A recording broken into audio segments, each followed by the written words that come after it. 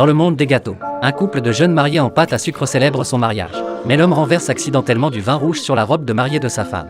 Et bien que la jeune fille soit en colère, elle se retient pour préserver la paix. Cette goutte de vin rouge plantant néanmoins les graines de la rupture conjugale. Après la cérémonie, ils arrivent dans leur modeste nouveau foyer. L'homme s'agenouille pour modeler un grand lit en pâte à modeler. La jeune fille le décore avec enthousiasme de rose. Ensemble, ils créent un canapé, une table et une télévision. Leur petit nid prend progressivement forme. L'homme désire un enfant, mais la femme craint de perdre sa ligne.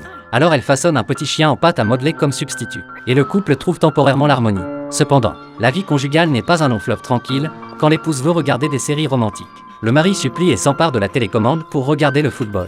L'épouse mécontente propose d'aller en lune de miel.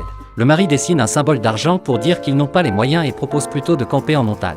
L'épouse modèle un gros ours pour exprimer ses craintes du danger. Et ils se séparent fâchés. Un jour, le petit chien veut sortir. L'homme absorbé par le match refuse de le promener. L'épouse furieuse fracasse la télévision. L'homme enragé écrase la figurine du chien en pâte à modeler, puis refabrique une petite télé pour la regarder tout seul, brisant définitivement le cœur de sa femme. Quand l'homme utilise de la crème pour couvrir la tache sur la poitrine de sa femme, celle-ci croit qu'il veut changer, mais il lui fabrique une fausse poitrine avec la crème. L'épouse réalise soudain qu'elle s'est fait des illusions. Elle saisit la graisse du ventre de son mari et la fourre sur ses épaules. Il s'avère qu'elle aussi méprise le gros ventre de son mari. Et ils commencent aussitôt à se battre.